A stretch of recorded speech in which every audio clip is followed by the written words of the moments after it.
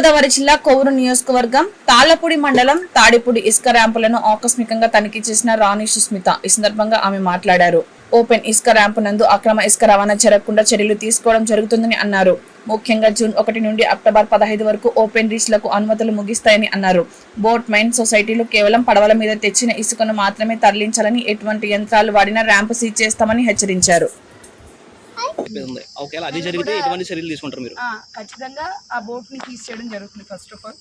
And desiltation point వినండి let me complete. ఏంటి అంటే ఇప్పుడు సకింగ్ బోట్స్ ద్వారా ఇసుక తీస్తున్నారు అనే ఆరోపణలు ఉన్నాయి. నిన్న కూడా దొండగుంట ఏరియాలో, కొవ్వూరు దొండగుంట ఏరియాలో 2 సకింగ్ బోట్స్ సీజ్ చేయడం జరిగింది. సో ఈ సీజ్ చేసిన బోట్స్ విడుదల చేయరు, because that is not allowed as such. And one more thing ఏంటి అంటే, ఒకవేళ సీజ్ చేస్తూ కనుక ఇసుక గుట్టలు వేసుకుంటే వాళ్ళకి కంపల్సరీ అది కనుక ఏంటి అంటే అలా సీజ్ చేసుకుని వేయడానికి లేదు. యూజింగ్ మాన్యువల్ ఆర్ బంటా లేబర్ మాత్రమే, ఎవరైతే వాళ్ళు కోఆపరేషన్ పరిధిలో రిజిస్టర్ అయిన లేబర్ ఉంటారో, గుట్ట పోసుకునే, ఇంకా అచ్చమైన భాషలో చెప్పాలి అంటే వాళ్ళు గుట్ట పోసుకునే అర్హత కలిగి ఉంటారో వాళ్ళకు మాత్రమే అక్కడి నుంచి ఇసుక తీసుకునే అర్హత ఉంటుంది. వాళ్ళు మాత్రమే తీసుకోవాలి కూడా. ఇంకా ఎవరు ఏ విధంగా తీసుకున్నా అంటే using mechanised or semi mechanised or sucking at desiltation points తీసుకుంటే కనుక వాళ్ళకు కూడా చట్టరీత్యా చర్యలు తీసుకొని పడతాయి. వాళ్ళ మిషన్స్ ఫస్ట్ సీజర్ ఉంటుంది తహసీల్దార్ లెవెల్లో, and they need to contest. అంటే ఈ కంటెస్టింగ్ ఎన్జిటి పరిధిలో ఉంటుంది. అలాగే మేడం, ఇప్పుడు నియోజకవర్గంలో ఈ బోట్మెన్ సొసైటీలు ప్రస్తుతానికి రన్నింగ్లో ఉంటున్నాయండి. ఓపెన్ రీచ్లకి 1, 2, 3 ఉన్నాయండి. వాటి గట్టులు ఏమన్నా పూడ్చే ఏర్పాట్లు ఏమైనా చేస్తారా? ఇప్పుడు ఈ రోజు మనకి డిఎల్ఎస్సి మీటింగ్ కూడా ఉన్నది. ఇప్పుడు ఓపెన్ రీచ్లకి ఈ నిలుపుదల కోసము అంటే ఓపెన్ సెమీ మెకనైజ్డ్ రీచెస్ బాటల్కి ట్రెంచెస్ వేయాలి అనే ఒక ప్రతిపాదన పెట్టాము. సో లాంగ్ ట్రెంచెస్ వేస్తాం, యూజువల్లీ లారీ కదలతో పడిపోతుంది. Last time also same measure trench వేయడం జరిగింది. So this time also same measure. ఈ గ్రామ ప్రజలు కొంత ఇబ్బంది పడుతున్నారు. రోడ్డు ఇసుక పడిపోయి అనేక యాక్సిడెంట్ జరగడం అయ్యి. ఇందాక కూడా మీకు చెప్పాను పాయింట్ రిగార్డింగ్ స్టాక్ యార్డ్స్ చేసుకునేటప్పుడు. స్టాక్ యార్డ్ ఎవరైతే మెయింటైన్ చేస్తున్నారో they will be legally responsible to remove the sand, road మీద పరిధిలో ఉన్న sand. 6th point is that one. అంటే లాస్ట్ టైం కూడా మీరు 1 వీక్ వచ్చినప్పుడు కూడా సేమ్ అదే రిపీట్ మాట్లాడారండి, కానీ అటువంటి పరిస్థితులు ఏమి జరగట్లేదు మేడం ప్రస్తుతానికి. నేను అంటే I can show you pics and videos of VROs and panchayat secretaries being there and cleaning. So అది మీకు కూడా షేర్ చేస్తాను. కానీ యాక్చువల్గా మీరు ఇక్కడికి వచ్చారు కాబట్టి, ఒక అధికారి ఇక్కడికి వచ్చారు కాబట్టి మీరు కూడా రోడ్డు పరిశీలించండి. ఒక రోడ్డు సైడ్ ఇసుక తీస్తే దానివల్ల ఉపయోగం లేదు మేడం. కొంతమేర మధ్యలో ఉండిపోతుంది ఇసుక. దాన్ని ఏంటంటే మొత్తం క్లీన్ చేసే ప్రక్రియ చేయాలి ఎవ్రీ అవర్లీ. అంటే యాక్చువల్గా మేము we also proposal this thing ఏంటి, ఒక మిషన్ పెట్టి తీయించడానికి.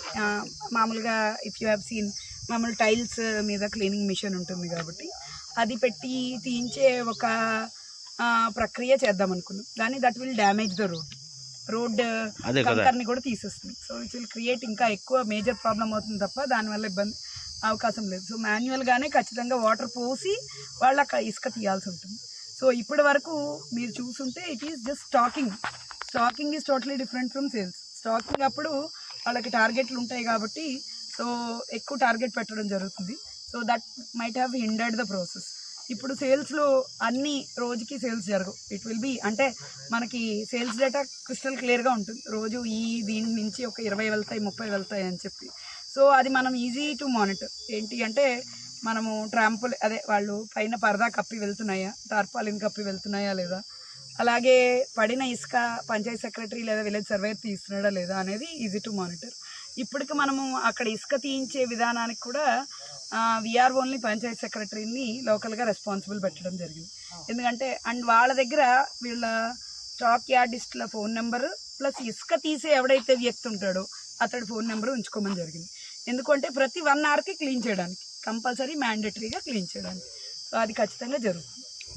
ఏదైతే గ్రామస్తులు కావచ్చు, లోకల్ ఉన్న జనరేషన్లు కావచ్చు, ర్యాంపులో మినిమం ఏం జరుగుతుందో తెలుసుకోవడానికి వస్తే బెదిరించే ధోరణి కూడా ఈ ర్యాంపులో కొంతమంది ర్యాంప్ నిర్వాహకులు అలాగా చేస్తున్నారు. దానికి అది నిజంగా మీకు వీడియో ఆధారాలతో బయట పెడితే మీరు ఏ విధంగా చర్యలు తీసుకుంటారు? Definitely will take. అంటే ఇది చూడడానికి వచ్చారు, ఏ విధంగా వచ్చారు, it might be civil case or criminal case.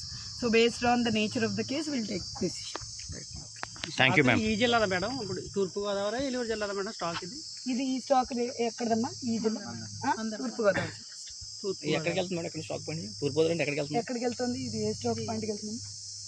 ఇది ఈ స్టాక్ మన మీర్జాపాడు ఇటువైపే మేడం, ఏలూరు జిల్లా వాళ్ళకి ఏలూరు జిల్లా. మరి east Godavari persons operation persons ఇది MDL టు ఏలూరు అమ్మ. MDL ఏలూరు, మిర్చిపాడు, చింతమనేని ప్రభాకర్ గారు కూడా నాతో మాట్లాడారు ఆ రోజు. 2 ఎమ్మెల్యేలు కూడా వచ్చారు కదా. ఆ రోజు మేమే ప్రభాకర్ గారిని కూడా మాట్లాడించింది మేమే మేడం. ఇన్ఫ్రంట్ నా దగ్గరే ఉన్నారు, నాకు కాల్ చేసి మాట్లాడారు. ఏలూరుకి వెళ్తుంది. సో బై దట్ టైం ఆ రోజుకి 10,000 MT వెళ్ళింది. ఇప్పుడు స్టాక్ ఎంత వెళ్ళిందో ఐ కెన్ టెల్ యూ. నేను తహసీల్దార్ చెప్పి ఎంత వెళ్ళిందో ఇప్పుడు ఈ స్టాక్ ఎత్తొచ్చా మేడం? స్టాక్ ఎత్తుకోవచ్చు. సో ఇది AD డెసిషన్ ఇస్ ఫైనల్. ఇక్కడ AD గారు మధ్యాహ్నం వస్తున్నారు. సో వెదర్ వాళ్ళని తీసి సీజ్ చేయడమా, సీజ్ చేసిన స్టాక్ యార్డ్ ఉన్నది మళ్ళీ. సో సీజ్ చేయడమా లేదు ఏలూరుకి ట్రాన్స్పోర్ట్ చేయడమా, ఆల్రెడీ తీసున్నది కాబట్టి, లేదా తూర్పుగోదావరికి ఉంచుకోవడమా సీజ్డ్ స్టాక్ అనేది AD అగ్రికల్చర్ మార్కెట్ యార్డ్ మన కొవ్వూరు దగ్గర ఉన్నది కదా. So that is categorized seized stock yard అనమాట. అగ్రికల్చర్ మార్కెట్ కమిటీది. ఈ PPC సీజన్ అయిన వెంటనే అది మనం ప్రపోజ్ చేసాము. సో ఈ మధ్యలో అంటే ఈరోజు సీజ్డ్ స్టాక్ ఎప్పుడు వస్తుంది మనకి అంటే ఓన్లీ మనకు క్లోజ్ అయిన తర్వాత. ఇప్పుడు ఓపెన్ స్టాక్ యార్డ్లు అలాగే సెమీ మెకనైజ్డ్ స్టాక్ యార్డ్లు క్లోజ్ అయ్యాయి కాబట్టి ఇప్పటి నుంచే సీజ్డ్ స్టాక్ వస్తుంది. Like for example this case. So అలాంటి ఇక్కడ కనుక సీజ్ అయింది అంటే ఇక్కడి నుంచి అక్కడికి లిఫ్ట్ చేయబడతారు. AMC కొవ్వూరు పరిధిలో ఒక గవర్నమెంట్ ల్యాండ్ ఉన్నది. So if you can see అది రోడ్డు మీదకే ఉంటుంది. అది దట్ విల్ బి ఏదైనా అదే టైర్డ్ మినిమం 4 మ్యాక్సిమం వాళ్ళు కోట్ చేసుకున్నారు. టైర్డ్ అంటే పెద్ద వెహికల్స్ వాడుతున్నారు. పెద్ద వెహికల్స్ అంటే మినిమం 4 అమ్మా, మ్యాక్సిమం టైర్ వెహికల్స్ వాడాలి. మినిమం చిన్న వెహికల్స్ కాదమ్మా. సెమీ మెకనైజ్డ్లో ఏంటి అంటే యంత్రాల ద్వారా డైరెక్ట్గా డిగ్ చేయబడుతుంది. మీరేంటి అంటే వాళ్ళు వేసిన ఇసుక లోపల వేయడానికి అడుగుతున్నారా, లేదా ఇసుక ఎస్కవేషన్ వెహికల్ అడుగుతున్నారా? తీసేటప్పుడువే. So whatever they are using అవి minimum 4. Okay. So those are allowed. అది as per guidelines allowed. అది మినిమం 4. మ్యాక్సిమం వాళ్ళు కోట్ చేసుకోవచ్చు. 7 వాడతాము, 8 వాడతాము, 10 వాడతామని కోట్ చేసుకోవచ్చు. అన్నీ మినిమం 4 అయితే వాడాలి. మ్యాక్సిమం వాళ్ళు కోట్ చేసుకున్న యంత్రాల ప్రకారం చట్టరీత్యా వాళ్ళు తీసుకోవచ్చు. బట్ ఇప్పుడు NGT గైడ్ లైన్స్ ప్రకారం 1 నుంచి 15 వరకు తీయకూడదని మనకి ఆర్డర్స్ ఉన్నాయి. సో అవి తీయడానికి వీల్లేదు. గైడ్ లైన్స్ నదీ గర్భంలో ఎన్ని అడుగుల మీద తవ్వచ్చు మేడం? సో ప్రతి ఒక్కరికి ఒక క్వాంటిటీ వస్తుంది. ప్రతి ఒక్కరికి ఒక పాయింట్ దగ్గర ఒక క్వాంటిటీ వస్తుంది. ఇప్పుడు ఈ పాయింట్ ఈ కోఆర్డినేట్ దగ్గర based on contours of Godavari levels అన్నమాట. మన ఇరిగేషన్ వాళ్ళు, అలాగే మన AD మైన్స్ వాళ్ళు, AP పొల్యూషన్ కంట్రోల్ బోర్డు వాళ్ళు, ఈ ముగ్గురు కలిపి తీసుకున్న డెసిషన్స్ ప్రకారం ఎన్ని మీటర్లు తవ్వచ్చు, ఎంత క్వాంటిటీ ఆఫ్ ఇసుక తవ్వచ్చు అనేది వీళ్ళకి ఇచ్చే ముందరే NGTకి వెళ్తుంది. సో ఈ పాయింట్ దగ్గర ఇంత ఇసుక మేట ఉన్నది కాబట్టి ఇంత మేర తవ్వచ్చు. So it depends on again place to place, point to coordinate to coordinate. ఓకేనా? ఇదే క్యాంపులో గతంలో కూడా ఒక 5గురు ఈ అది ర్యాంప్ వర్షం కావచ్చు, లేదా ఇంకోటి ఏదో విషయంలో కావచ్చు, ఈ గోతుల వల్ల ప్రమాదానికి గురయ్యి చనిపోవడం జరిగింది. సేమ్ అదే తరహాలో ఒక 20-30 మీటర్ల అడుగుల మేర గొయ్యలు తీస్తున్నారు. సేమ్ మీకు చూసి ఉండొచ్చు, దీనికి కనిపిస్తుంది. ఆ గొయ్యలు పూడ్చే కార్యక్రమం ఉందా, అలా చేయొచ్చు చేయకూడదు? సో ఇప్పుడు 1 నుంచి 15 వరకు యాజ్ సచ్ ఏంటి అంటే మనకేమీ ఏ గైడ్ లైన్స్ స్పెసిఫిక్గా తీసిన గొయ్యలు పూడ్చాలని లేదు. ఎందుకు అంటే one thing, flooding of river happens. ఇప్పుడు flooding of river happens automatically it will be assumed ఇసుకొచ్చి క్లోజ్ చేసేస్తుంది అని చెప్పి. సో పాయింట్లు అవే ఇస్తాం. బట్ దానికి చట్టరీత్యా ఇప్పుడు తీసిన ఇసుక పూడ్చాలి అనడానికి ఇవ్వరు.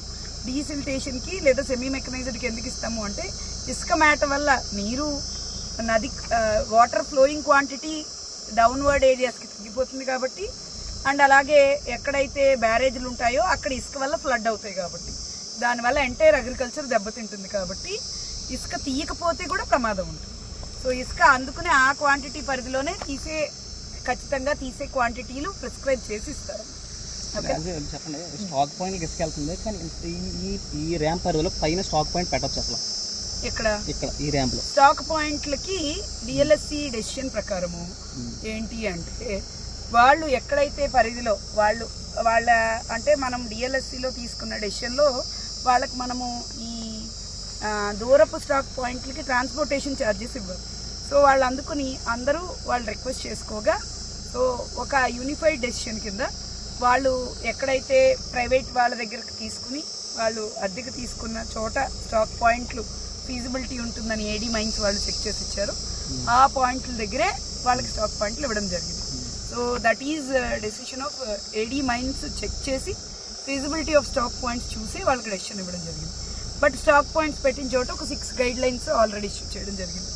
1 being way in way out ఉండాలని, 1 బీయింగ్ రోడ్ మార్జిన్కి ఒక 1 మీటర్ ఆవలకి స్టాక్ పాయింట్ ఉండాలని, 1 బీయింగ్ సీసీ కెమెరా ఫిట్ చేసిన తర్వాతే అక్కడి నుంచి స్టాక్ లిఫ్టింగ్ జరగాలని, అండ్ 1 బీయింగ్ ఏంటి అంటే గ్రీన్ స్క్రీన్ కవరేజ్ ఉండాలి. సో ఈ పాయింట్స్ అన్ని, and 1 more most important being road మీద పడిన ఇసుక తీయాలి. ఇప్పుడు ఇక్కడ ఈ స్టాక్ పెట్టుకోవడానికి ఉందమ్మా, అది ఏడీ మైన్స్ వారు చెక్ చేసి ఇచ్చిన స్టాక్ పాయింట్లే అవి. ఆ స్టాక్ నుంచే ఇప్పుడు నెక్స్ట్